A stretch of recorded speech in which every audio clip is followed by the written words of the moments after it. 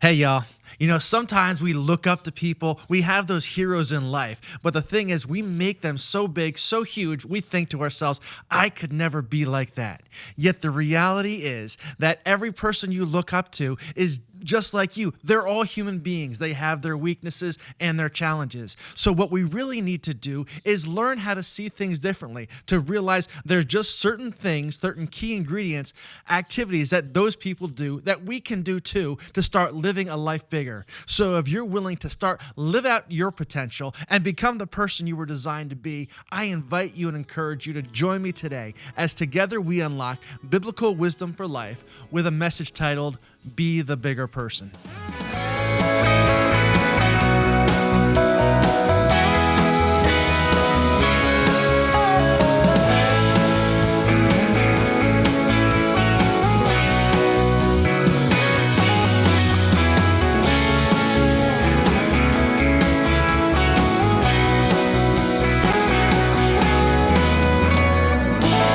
Hey, Obi, I'm Willie Vaughan, and you're listening to Packing Peanuts, your favorite 40 minutes of the week. This podcast is brought to you by Outa The Box Ministries, a biblically based personal development company that creates teaching and tools to help you succeed in life, grow spiritually, and know Jesus more intimately. Each week on this podcast, we bring you powerful principles and biblical insights to help you live the life that God designed you to live for your fulfillment and to make an impact on the world for good. That's Packing Peanuts, because your soul is a treasure, so the life you pack it in matters.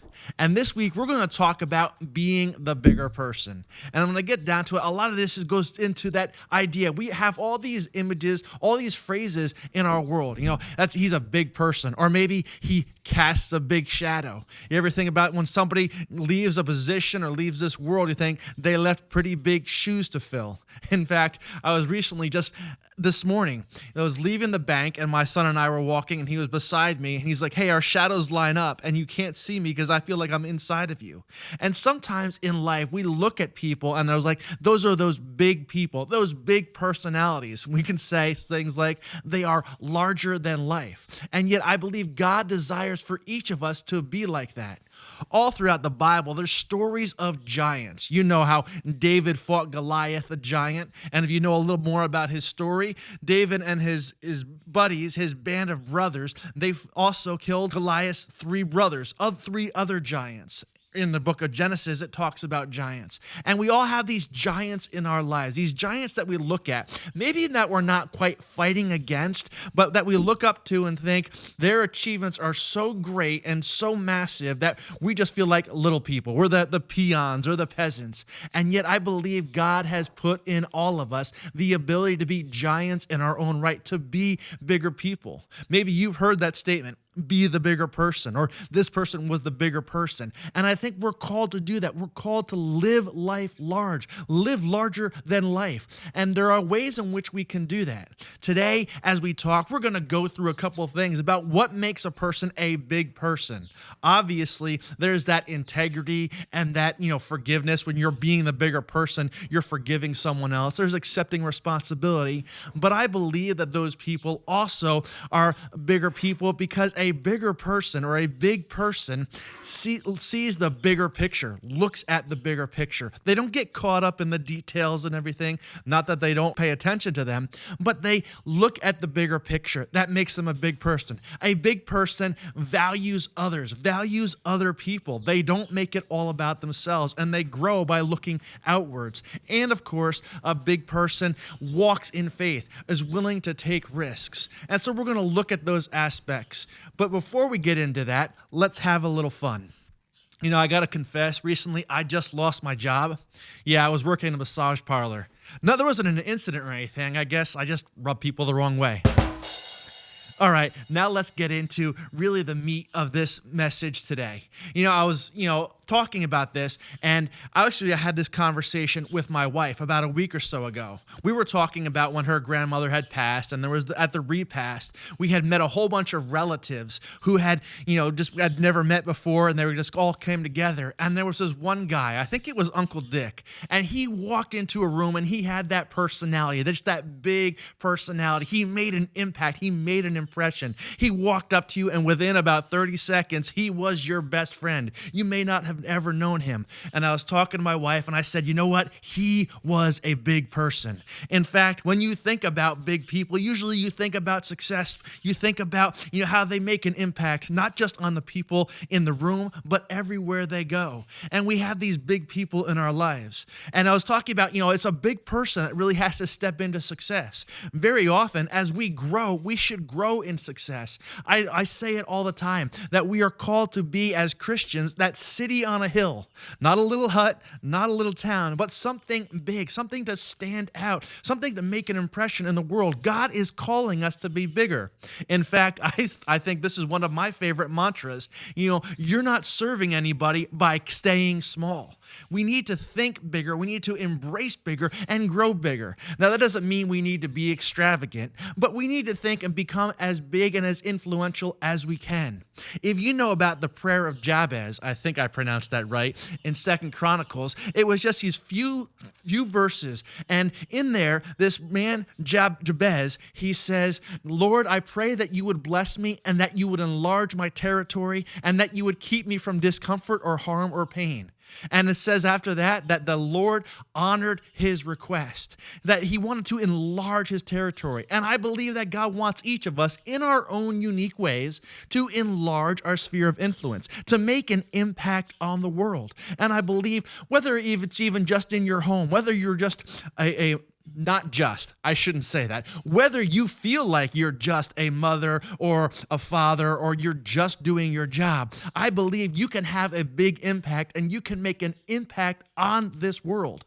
In fact, I was recently listening to a story about someone who did just that. It seemed they pastored a small church and they never really had what the world would consider a huge platform of success. Yet when they left this world, when they went to their eternal home, there was hundreds and hundreds of people who came to the funeral, because he had touched their lives in little ways. He had lived larger than life. Now, it wasn't according to the world's definition of success or the world's definition of living large, but this man lived humbly, but lived a big life, lived an impactful life. And I think we all need to view our lives in that way. How can we make an impact? I believe that God is calling each of us to success. And if we want to rise to the next level of success, we got to embrace becoming a bigger person. We got to embrace the responsibilities that come with a larger platform, a larger piece of success, a larger amount of responsibility as we look to minister to, serve, and lead other people. And so that's what it is about being the bigger person. In fact, I was, kind of mindlessly scrolling through social media lately. I think I was watching on TikTok, and they have the clips from the Yellowstone. And in one clip, this woman is talking to Beth Dutton, and she says, I see in you someone who was hurt as a teenager, and you trying to bully the world, but you can't bully me because I'm bigger than you are. And it's just that idea of being bigger, being stronger. And so all of these things come together. What does it mean to be bigger? As we look into this, I want to talk about, obviously, there's that idea of being bigger is, taking the high road, and being forgiving and accepting responsibility. And let me just look at my notes here. Usually we're in the studio, but today we are filming from the barn because my son is sick in the house. So I want to thank Zach for, making allowances for that. But kind of this along with the theme of Out of the Box, that we do things outside. We do things out of the studio sometimes, get out in nature and get out into the world, which is my natural habitat, as they might say. But we're talking about being the bigger person is about always accepting responsibility. And in Proverbs 28:13, it says, whoever conceals his transgressions will not prosper, but he who confesses and forsakes them will obtain mercy. And I think that's so much. The people who don't live large are the ones who try to hide over their mistakes, hide their flaws, hide their sins. But a big person is willing to say, hey, I messed up. Hey, I don't do everything perfect. Hey, I was wrong in this instance. And I often bring it back to this. There are so many people who can say, well, yeah, I know I'm not perfect, but they can't name the exact instances where they failed or fell short. A big person will own their mistakes. They will say, that is on me. I did that wrong. I didn't follow through. And so a big person really accepts responsibility.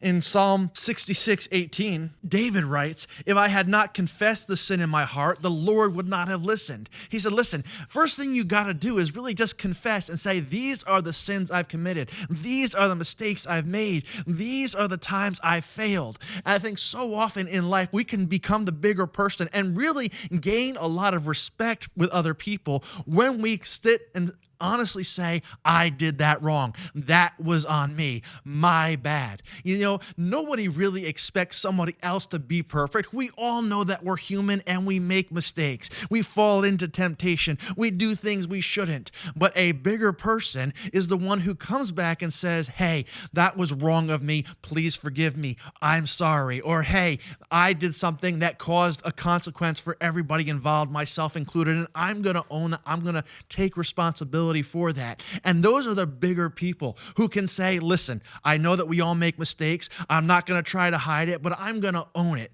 Bigger people own responsibility for something. And there's a beautiful thing in that because they also gain respect, but it puts them in a position of being in control. So when you feel like hiding or your guilt or shame, actually lay it bare. It takes away all anybody else's weapons against you. When you can say, hey, this happened, I did it wrong, all of a sudden nobody else can point fingers at you. You become the bigger person. So I want to encourage you to do that. When you feel tempted to try to hide your mistakes, hide your flaws, rather share them openly. Also, there's a beautiful thing in that. When we can share our mistakes, our flaws, our weaknesses openly, we create an environment that is safe for the people around us. We create an environment where other people are willing to be vulnerable too, and to say, hey, this is a safe place where we can all admit our weaknesses and learn and grow together. We can encourage one another, and we can also be aware, hey, you might need help in this and I need help in that. And bigger people embrace that challenges. I encourage you to do that. But bigger people also focus on the big picture, yet don't lose sight of the details. Have you ever heard that saying, that 30,000 foot view or that 10,000 foot view? The bigger people who usually step into leadership, they see how everything fits together. They look at the bigger picture. Very often, what we do is we get stuck in our own box. That's kind of one of the themes of this ministry, of this business, getting out of the box. When you get to a higher level, to a different perspective, to a higher view, and you look at the whole picture, then you can see things and you can bring things together. You expand your perspective. And that's what big people do. They look at the bigger picture. Sometimes we look at, well, this person did that or this happened here, and we look at the details and we focus in on it too much. The old saying, you can't see the forest for the trees. When you sit there and just staring at one tree, you're not going to get an idea of the beauty of the whole picture, how everything works together. And that's what bigger people do. So big people look at the big picture. They look at the big picture without losing sight of the details. In fact, in Isaiah 55, one of my favorite passages, it says this, "For my thoughts are not your thoughts, neither are my ways your ways, declares the Lord. As the heavens are higher than the earth, so are my ways higher than your ways, and my thoughts higher than your thoughts." And it's that idea that when you look at things from a higher perspective, that 10,000 foot view, you can see more clearly. You can see that, as they say, sometimes you can't see the forest for the trees, but bigger people see the bigger picture. They don't lose sight of the details, but they look at the bigger picture and how everything fits together. Sometimes there is beauty in brokenness when we bring everything together. If you ever read the book by William Young, the shack. There's a section in there where he's talking with the Holy Spirit, and she's talking about a fractal, where it seems like everything is confusing, but once you take a step back, you see things from the bigger picture. You see the beauty in the design from a higher perspective, and bigger people look at it from a higher elevation. They look taller. They bring themselves up to get a better view. They raise themselves up to see things more clearly. They don't get stuck down in the mud. In fact, in the old classic book, Pilgrim's Progress, there was one character, the mudraker, and his issue was he was constantly just looking down, looking at the ground. All he saw was mud because he never lifted his eyes up. He never stood up and looked at the world around him, taking in the bigger picture. Sure, the dirt beneath us may look grimy and messed up, but in life, when we look at the bigger picture, there's beauty in everything. There may be pain, there may be sorrow, there may be heartache, but there is also beauty. So big people look at the bigger picture, keeping in mind the details, but keeping a better perspective. But big people also value others, and that has two caveats. In one way, big people make it their mission to serve, and the other way, they know that they cannot go far on their own. But I love the idea of big people who value others. When you think about it, people who are really successful, who are really big, who are really up there, who you look up to and admire, they're not self-centered. Rather, they actually put the spotlight on other people. They're always looking for ways to make other people feel good. That's what makes them so admirable. That's what makes them so honorable. That's what makes them be the kind of people we look up to, because they're not really focused on building themselves up. They build everyone else up. And it's like that saying, a rising tide raises all boats. They want to see everyone grow. They want to see everyone succeed. In Philippians 2, 3, and 4, it says this: "Do nothing out of selfish ambition or vain conceit. Rather, in humility, value others above yourselves, not looking to your own interest, but each of you to the interest of others." And again, there's that two caveats. Again, not saying it's all about me, but valuing others. But the first idea there is that big people make it their mission to serve. When you think about it, if you're going to grow in business or succeed, you need to be serving other people. In fact, when you realize that everything that you want out of life, whether it's money, whether it's admiration, whatever it is, whether it's objects, whether it's, relationships, everything you want, somebody else has. If you want to receive it, you need to make it your mission to add value to those people and hope that they will reciprocate it. And usually people do. It's that innate nature within us, that instinct that when we receive something, we want to reciprocate. And so when you want to succeed, make it your mission to serve others, to look for ways to be a blessing to other people, to build other people up. And you've been there. If you ever think about when you have around Christmas time, if somebody gives you a great gift, you want to make sure you give them something in return. It's in all of our hearts. God placed it there. We are to be communal. We are to live in community. We are to be with one another. In fact, in Genesis 2:18, God said, "It is not good for man to be alone. I'll make him a helper suitable for him." And so we are to balance each other out, to add value to each other. The entire economy is based on each of us giving and receiving, that we keep that flow of value going, that I use my skills to be a blessing to you, you use your skills to be a blessing to somebody else, and I will be the recipient of somebody else's skills bringing value, and that's us working together. So many people today, I think, are in this homestead craze that I see on social media. And don't get me wrong, I love my little homestead, but there's this idea of being self-sufficient. And yet I think those people who want to be self-sufficient are thinking too small. They're only thinking about their own needs. But when we look to be a blessing to others, to serve others, that's when we grow in our influence. In fact, Jesus said that's what disciples of him are supposed to be like. In Matthew 2:26, Jesus said, "Not so with you. Instead, whoever wants to become great among you must be your servant." In some places it says, must be the servant of all. And so to be great, to be big, you realize value others above yourself, have that humility, and be willing to serve. But also, the other caveat is that you can't go anywhere on your own. that we all need each other. Listen, I don't have everything it takes to succeed. There's that old saying, you will never go as far as your dream. You will only go as far as your team. And I believe it's in Deuteronomy, it talks about one will slay their thousands and two will slay their tens of thousands. Not their 2,000s. It isn't doubled, but when people work together, the effort is multiplied. In Ecclesiastes 4, verse 9 and 10, it says this, two people are better off than one, for they can help each other be successful. If either of them falls down, one can help the other up, but pity anyone who falls and has no one to help them up. And this is so true. Here's the reality, that not only do people who are bigger, rely on others to help them succeed and go farther than they could on their own, the reality is every single one of us gets tripped up from time to time. We all fall flat on our face. We all fall down. And so we need to make sure that we have people around us who we've been pouring into, who we've been a blessing to, that we can lean on in those times. Like that old song, lean on me when you're not strong. And how does it go? Because there will be a time when I'm going to need somebody to lean on. And so bigger people know there's going to be a time I'm going to need somebody to lean on. So they invite other people, hey, lean on me. When things are going good, I'll be here for you. I'll be your strength. Because I know at certain times in my life, I'm going to need some help. I'm going to need some assistance. I'm going to be falling down, or I'm going to have life happen, because life happens to all of us. Challenges happen to all of us. And as it says there in Ecclesiastes, woe to the man, pity the man who falls and has no one to help him up.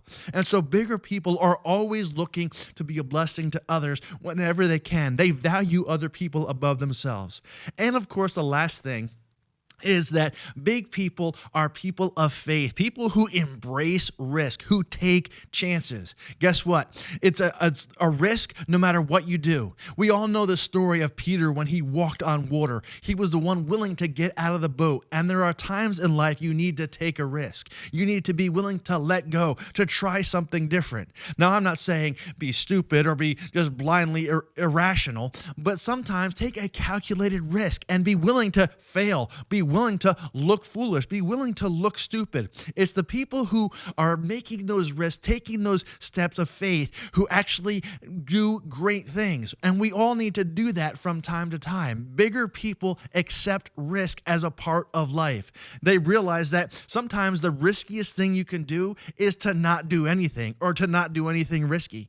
The riskiest thing to do is not have any faith in yourself and never try. I guarantee if you never try, you will never succeed. What do they say? You miss 100% of the balls thrown at you that you never swing at. If a seed is never sown, I guarantee it'll never come to harvest. And so we need to understand that. You need to take a risk. Now, I know full well that if you put a seed in the ground, there's not a guarantee it's going to go make it all the way to harvest. There's a whole lot involved in life, and especially in farming. You can't guarantee that it's going to rain. You can't guarantee the weather. You can't guarantee an animal's not going to come and knock down your crop. But I guarantee that if you don't put any seed in the ground, you will not get any harvest. And bigger people have realized that. And they've realized the more seed they put down, the more likely they are to receive a larger and larger harvest. They got to hedge their bets. And sometimes it's about what they call failing fast or failing forward, being willing to make mistakes, to learn and grow. And big people do that. They grow because they are willing to learn. They learn because they're willing to fall. And we all do that. Early on in life, we go through a lot of change in our first couple of years. We go from being totally dependent to learning how to crawl, to learning how to walk. And when we learn how to walk, we fall so many times. But there's in that growth of becoming bigger, it's about that trial and error. And bigger people have learned to understand that. So again, just to wrap this all up, bigger people are people of integrity. They accept responsibility and they forgive others. Bigger people look at the bigger picture, keeping in mind the details. Bigger people value others above themselves, and bigger people take risks. Now, I say all this to encourage you because I want you to live a bigger and larger life. And I hope that this message has challenged, inspired, encouraged, and equipped you to live the life that God has for you to live. And I want to help you to do that. Now, I also believe that one of the biggest things that help us to grow is to believe in ourselves. You know what? Our mindset, our faith, our belief in ourselves is fuel for our soul. And so if you're feeling like maybe you're not enough or you can't handle it or you don't have what it takes, I want to encourage you that you do. But I also want to let you in on a resource that I've created called the Morning Mindset Prayer Journal. And you can learn more about this, how to build up your mindset, exercise your faith, and grow to be the person that God wants you to be, to grow to have an abundance mindset instead of a scarcity mindset. You can learn more about this resource at outathebox.org. That's OUTA, thebox.org/motivation. Well, thanks for staying with me, friend. I hope you've enjoyed this. I know I have. And until next time, remember, Jesus loves you, and so do I.